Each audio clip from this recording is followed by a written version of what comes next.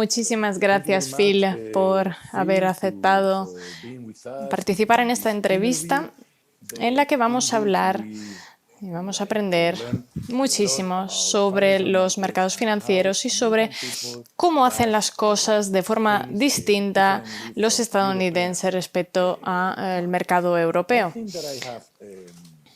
Algo que enseguida se comenta cuando uno se pone a leer tu perfil es toda la web que has ido creando sobre la estructura de los ETFs como forma de invertir. ¿Por qué crees que los ETFs son mejores que los fondos mutuos u otras estructuras como forma de invertir, como una inversión mutua para los inversores y también para gestores en Estados Unidos? Tuve muchísima suerte pronto en mi carrera a la hora de conocer los ETFs, a la hora de desarrollarlos. Y me enfoqué sobre todo en la estructura y la gestión de los ETFs y también de los fondos mutuos, pero sobre todo los ETFs. Hay un par de diferencias entre ellos. Y yo la verdad que prefiero los ETF sobre todo en Estados Unidos más que a nivel internacional. Eso porque suelen ser más económicos. No siempre, porque puedes tenerlos y cobrar mucho y puedes tener unos fondos mutuos y cobrar poco, pero por lo general suelen ser más económicos. Se gestionan así. Cuando compras una acción, se hace un seguimiento de cómo se mueva y eso se regula por la DTCC en Estados Unidos. Es el mismo proceso que se sigue por las participaciones. Cuando compras un fondo mutuo en Estados Unidos, en cambio funciona todo con una agencia de transferencia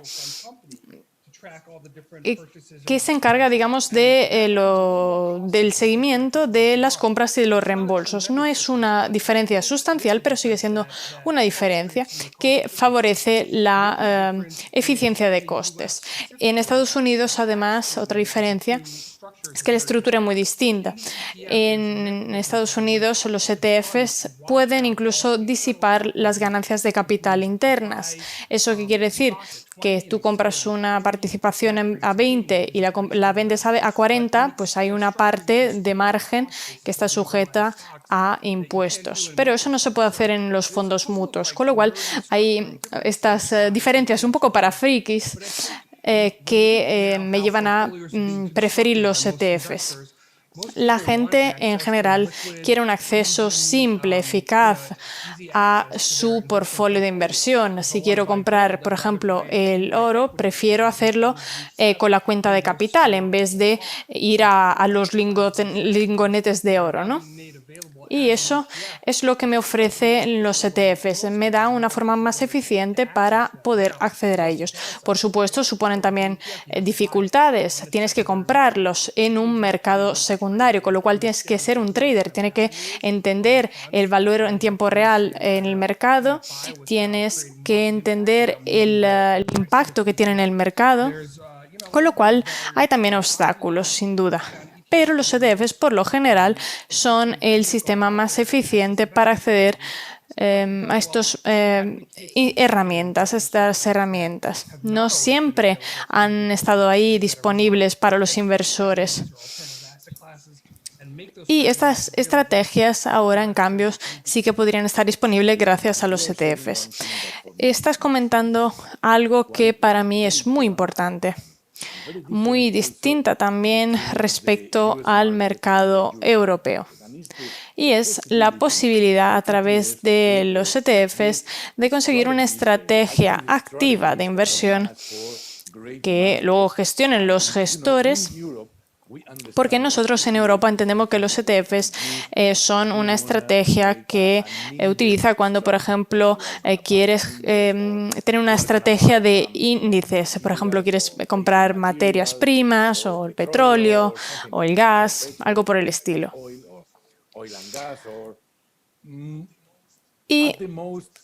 Y como mucho te puedes centrar en un sector, pero en Estados Unidos quiero entrar un poquito más en detalle contigo.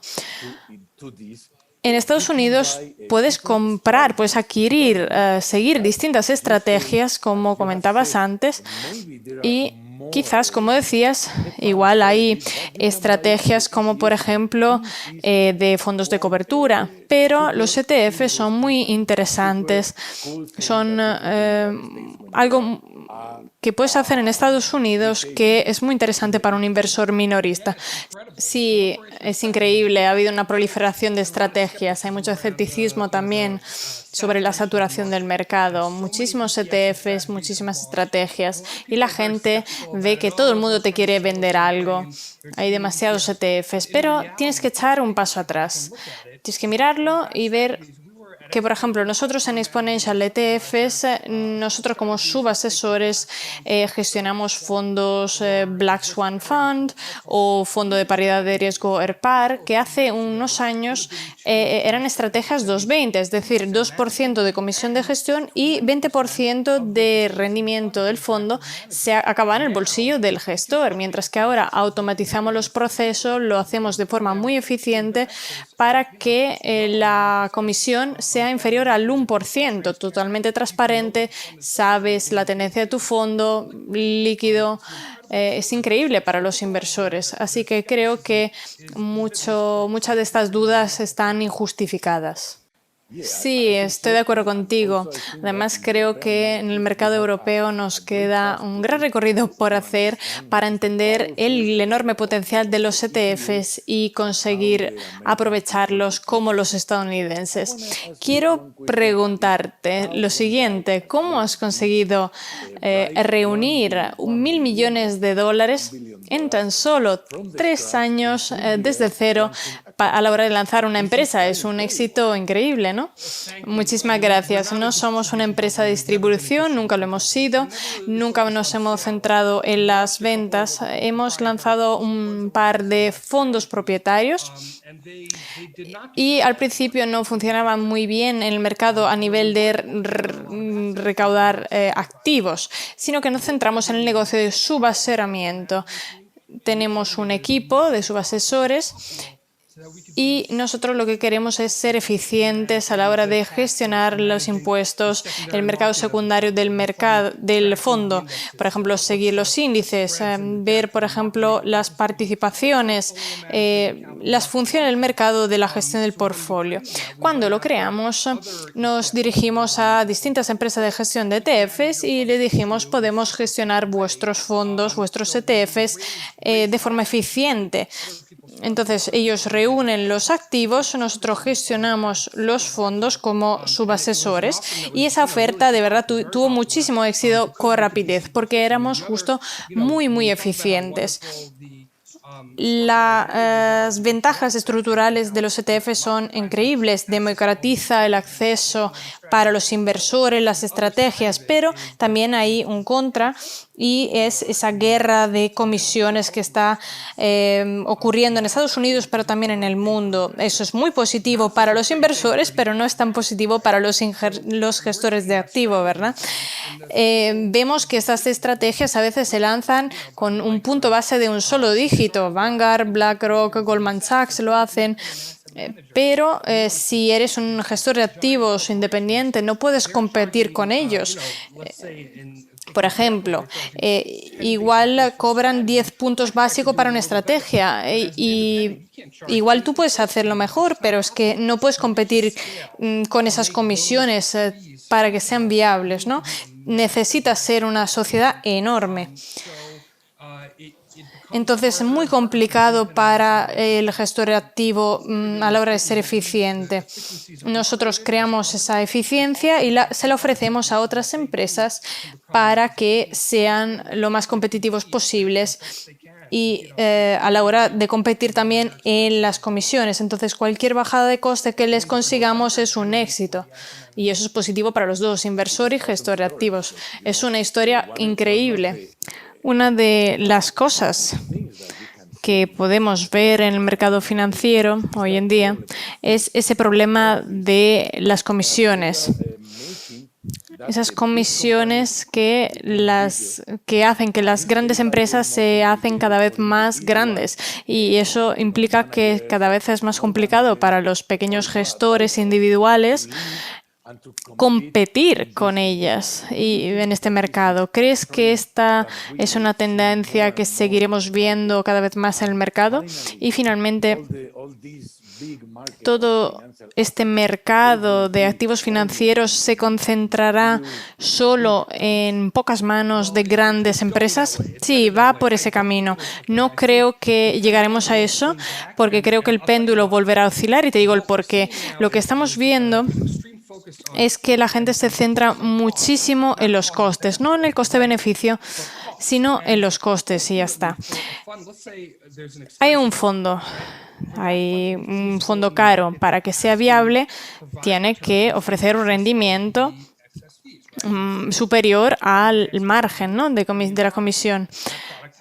Y para cobrar una comisión cara, pues tiene que dar ese rendimiento superior adaptado a riesgo para justificar esa estructura de la comisión más alta. Estamos saliendo de un ciclo económico donde los fondos económicos, es decir, las betas puras, esos fondos, han dado un rendimiento superior.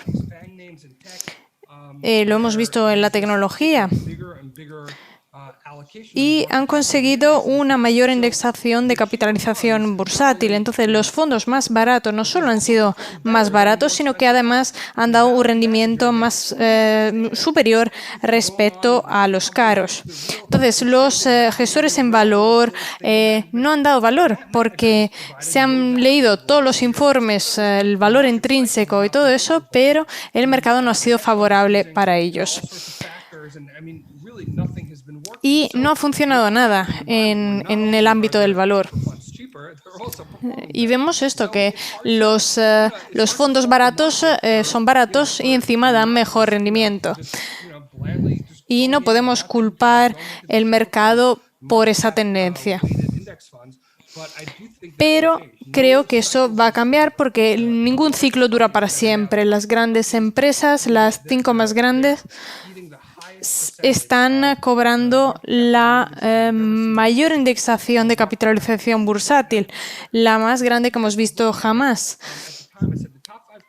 Y lo decía hace tiempo. Hace tiempo ocupaban un 15% del índice. Luego di una presentación y eran el 18%, luego el 22-23%. Y no vemos nunca el final, pero sí que ocurrirá ese final. Hace 5 años, pues la gente hablaba de otras empresas. Hace 10 años hablamos de General Electric, de Nokia, de Exxon. Y eran empresas que no se podían parar, no se podían restar. Luego estaba Sirius. Bueno, en ese momento se decía que era una empresa minorista buena, ¿no? Era un líder en el sector. Y no se puede competir con ella, se decía, ¿no? Y son los mismos argumentos de hoy en día. No sabemos de dónde viene. Por supuesto, si lo supiera, me dedicaría a eso.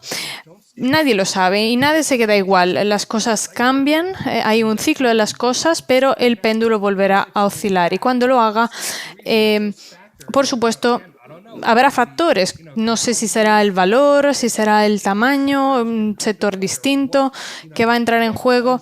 No sé si habrá un imprevisto, un evento imprevisto que será el desencadenante. Pero habrá productos que ofrecerán un rendimiento superior, más caros, que se cobrarán más, porque igual son especializados o actúan de forma distinta respecto a la indexación de capitalización bursátil. Entonces miraremos la rentabilidad y, por supuesto, las cosas no quedarán nunca como siempre. Es un debate interesantísimo. De hecho, hace relativamente poco estaba hablando con un asesor financiero, un cliente, y me decía, pues estoy desesperado porque la verdad es que cada vez le digo a un cliente, no compres esto porque es muy caro y estas acciones no paran de crecer. Y luego le digo a un cliente, pues compra eso porque está barato, pues y no para de bajar y bajar y bajar. Entonces ya no sé qué hacer. La verdad que no tengo ni idea, no sé qué está pasando en el mercado, no sé porque las cosas más caras están creciendo, mientras que las baratas están bajando. Y eso es algo que estamos viendo en todo el mercado en general y está cambiando mucho y está afectando además a una gran parte de los gestores. Por ejemplo, los inversores en valor u otros tipos de gestores. Igual dirán, sí, la inversión en valor va a volver, pero ¿cuándo? El cuándo es una duda, un problema.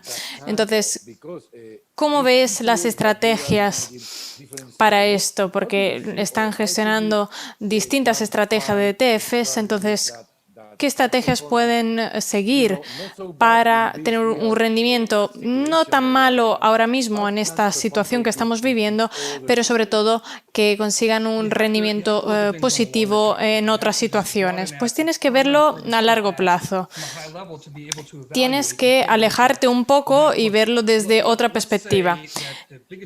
Por ejemplo, digamos que las empresas grandes siguen creciendo por Internet, por causas estructurales, nunca han vuelto atrás, siguen creciendo. Entonces tenemos que extrapolarlo y tenemos que decir, vale, estimamos rendimientos superiores de Apple, de Amazon, pero no durante 1 o 2 años, sino de 100, 500 años, pero va a llegar a un nivel ridículo encima del 100% de la capitalización bursátil. Sería imposible, ¿no? Entonces tienes que verlo a largo plazo. Y el mercado va a poner a prueba tu paciencia.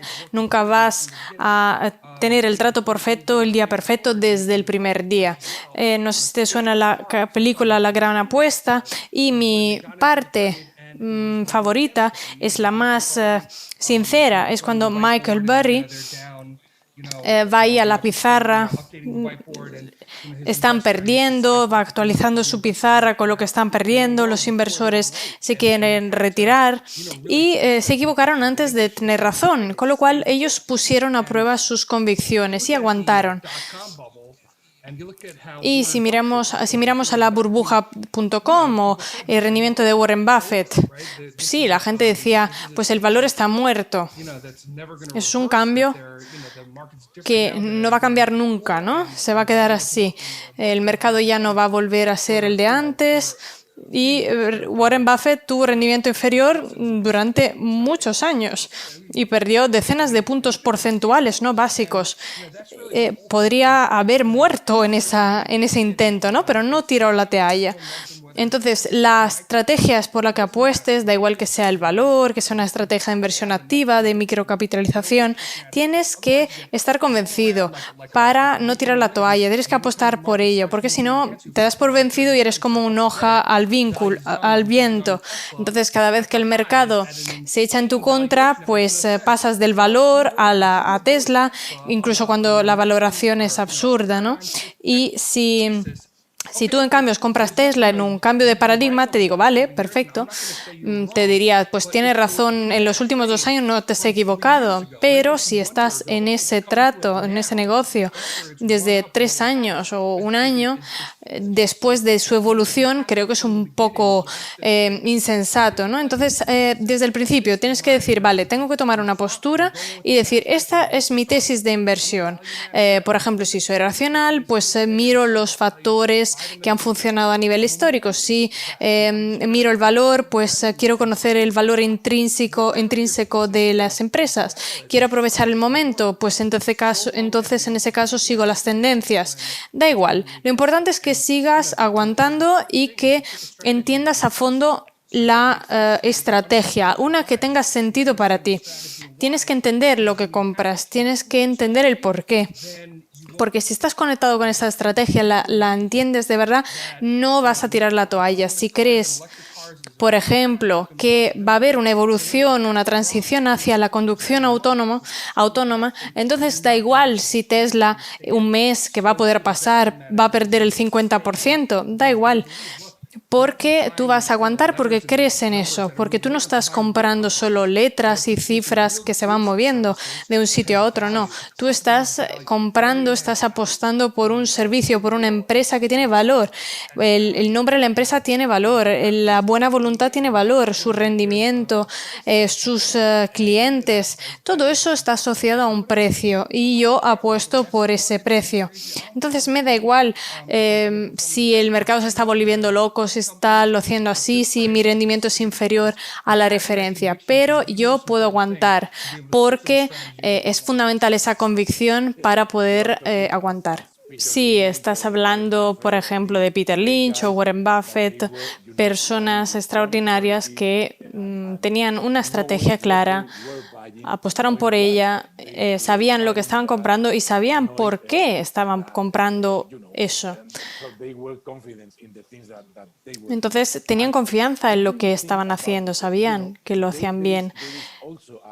Hoy vemos que hay un debate. Se está relacionando el value investing, la inversión en valor, con la tecnología.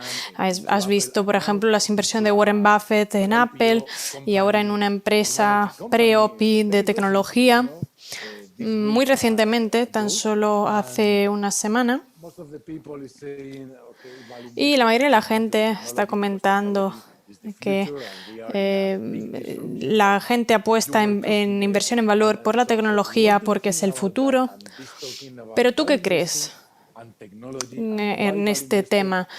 ¿Cuál es esta relación y por qué los inversores en valor están apostando por la tecnología? Bueno, creo que el mercado es muy sencillo, al fin y al cabo. El negocio es un negocio. Tú compras por $1 y lo vendes a 2. Así es como funciona. Y cualquier negocio, para funcionar, necesita generar un rendimiento, necesita un flujo de caja y una situación financiera positiva.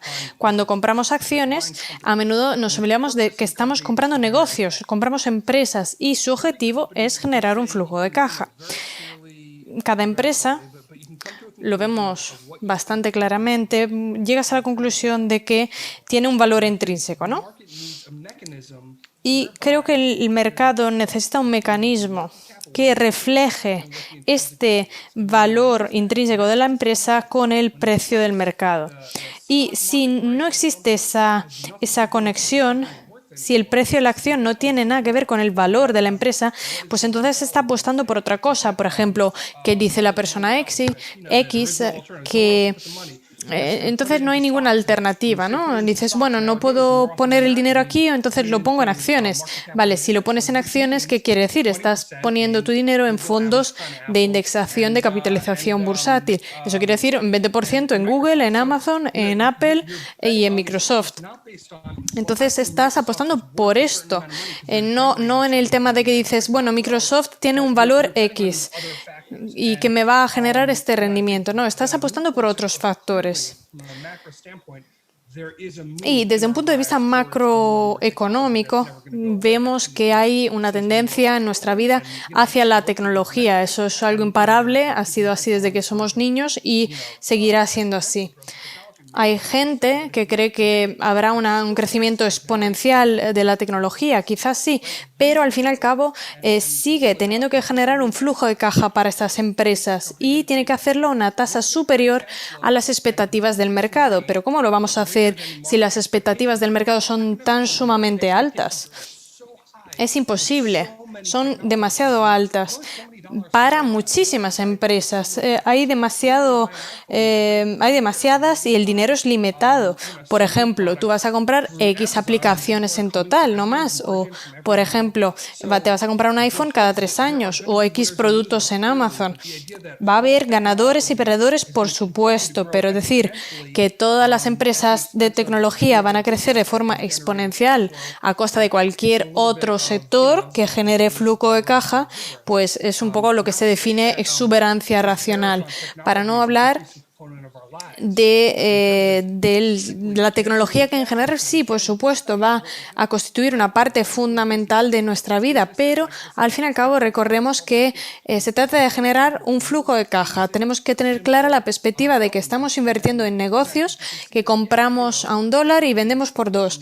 Estos elementos básicos son los que cuentan. Entonces, la tecnología es más importante que nunca, seguirá siéndolo, pero tenemos que tener en cuenta las expectativas y la situación financiera relacionada con cada empresa. Entonces, si has invertido en ellas, en algunas buenas empresas de tecnología, estupendo, pero si no, has perdido el tren, quizás. Me parece muy interesante, y esto se relaciona con algo que estabas comentando, de cómo automatizaste tu empresa. La creación de los portfolios de los ETFs para conseguir una eficiencia brutal con el fin de poder competir en el mercado. Y para mí eso está relacionado. Lo vemos en cualquier empresa hoy en día, en cualquier negocio. Sobre todo si eres pequeño, necesitas ser muy eficiente para poder competir bien en el mercado. Y eso quiere decir normalmente tecnología. Entonces, ¿cuál ha sido el papel que ha desempeñado la tecnología en tu empresa a la hora de conseguir esa eficiencia y este enfoque hacia la tecnología? ¿Cómo ha sido para ti a la hora de llevar tu negocio en el mercado financiero? Para mí fue muy, muy importante en cada paso. Yo estuve 6 años en la Bolsa de Nueva York, que al fin y al cabo es tecnología, conectas a compradores con vendedores. Y cada empresa hoy en día utiliza la tecnología. Y el secreto ya se sabe, no hay ninguna ventaja de decir, bueno, voy a incorporar una nueva tecnología a lo que hacemos. No. De hecho, voy a anunciar pronto que me dedicaré a algo que está incluso más relacionado con la tecnología.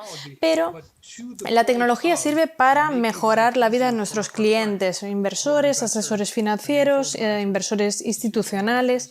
Y aquí no es la tecnología en sí lo que cuenta, sino que nos ayude a resolver problemas. Entonces, lo importante es que tú resuelvas el problema para el cliente, incluso sin la tecnología.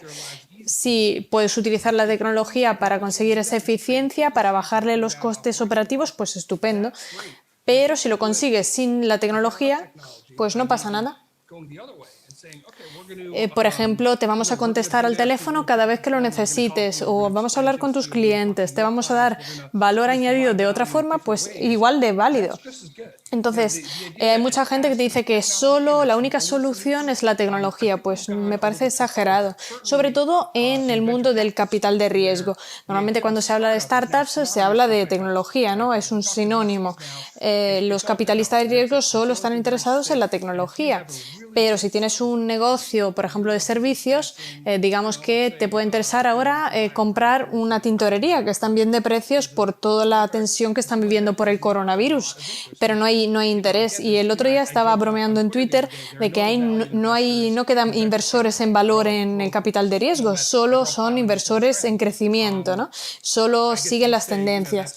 Y eso podría decir que es el rol del capital privado. Pero sí, la tecnología es importante, lo va a seguir siendo y lo será cada vez más, pero esto se ha convertido un poco en un tópico.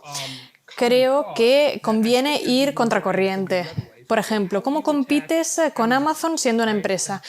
¿Vas a poder entregar los productos por un coste menor? ¿Vas a ser más eficiente? Pues lo más seguro es que no. Entonces, tienes que enfocarte en el problema. Si tienes un problema con Amazon, igual es complicado hablar con alguien. O si tienes una compra importante, igual te hace falta un poco más de asesoramiento humano. Entonces, igual la estrategia que te interesa es justo una estrategia low-tech, de no tanto centrada en la tecnología. Yo, por ejemplo, estuve muchísimo trabajando en laboratorios y y ahora tengo muchísima ganas justo de dedicarme a lo contrario, a la carpintería, a leer en papel, libros en papel en vez de en un Kindle. Creo que nuestro cuerpo está diseñado para estar en el mundo, construir las cosas con nuestras manos y tenemos mucha tecnología cada vez más en nuestra vida. Tenemos que aprovechar justo lo contrario. No solo utilizar la tecnología, sino también utilizar principios generales, solucionar problemas generales para nuestros clientes y entablar con ellos una relación que sea beneficiosa para las dos partes. Estupendo. Dicho esto, ¿cómo crees que es la relación entre la inteligencia artificial y el mercado financiero, ya que está cogiendo terreno, ¿no? En este ámbito? Vemos que hay muchos fondos de cobertura que se están gestionando con inteligencia artificial. Hemos visto que se puede invertir en muchas empresas que recurren a la inteligencia artificial. Entonces, ¿cómo ves el inicio de esta rama en el mercado financiero? ¿Cómo puede cambiar este fenómeno, incluso más el entorno en el que nos movemos en este mercado financiero? Por lo general tengo tendencia a dudar un poco, ¿no?, respecto a estas estrategias de inteligencia artificial. La tecnología pues continúa mejorando, aumenta la eficiencia, pero cada programa de inteligencia artificial que, por ejemplo, opta por acciones, elige sectores, gestiona lo que sea, depende mucho de los datos que les facilitas, ¿no? Al principio el ordenador no puede ser creativo, la inteligencia artificial tampoco. Entonces hay variables en el código, entonces si no hay ventaja competitiva en esos datos de entrada, tampoco lo sabrá a la salida, ¿no?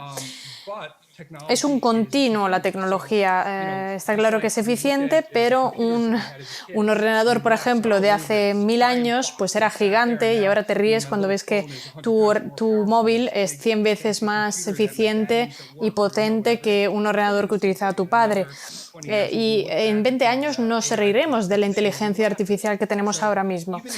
Por mucho que tenga ventajas ahora mismo, tenemos el riesgo de que alguien cree otro programa que mejore el código incluso más respecto al nuestro de ahora.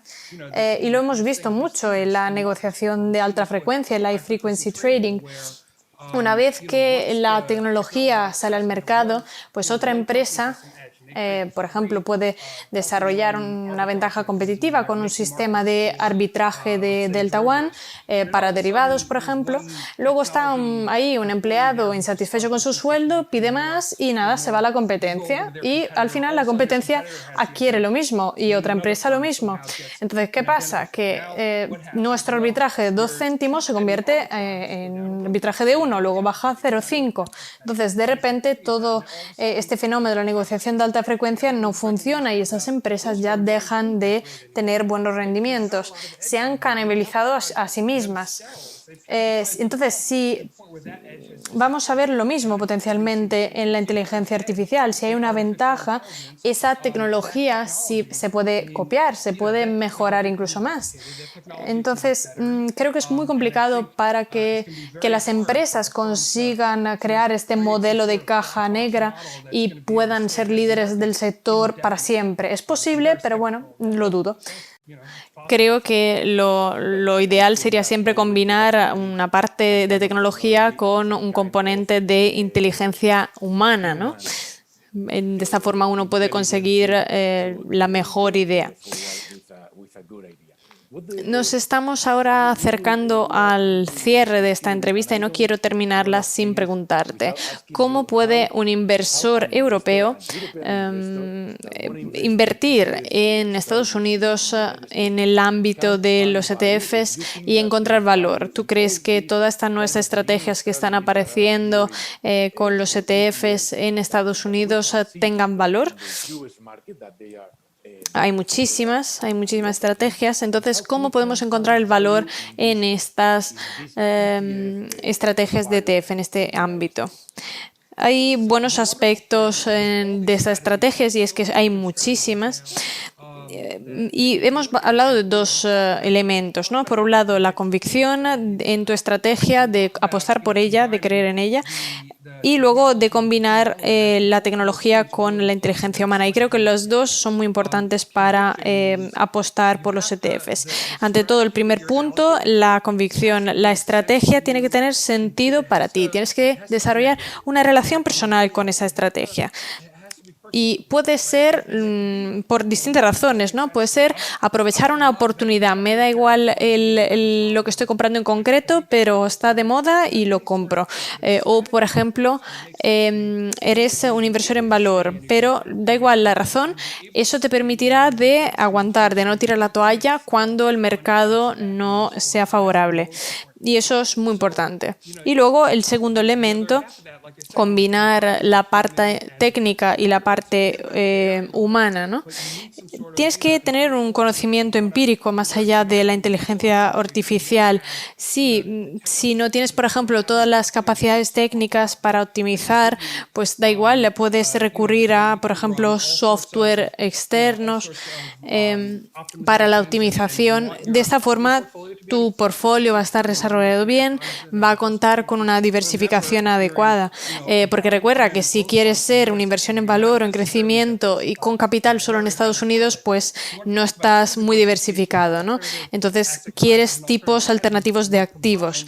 De nuevo, la parte humana y tecnológica. Una vez que tengas una base técnica, que tengas claro cómo quieres tu portfolio, por ejemplo, mejorar el rendimiento histórico, basándote en previsiones o curvas a futura.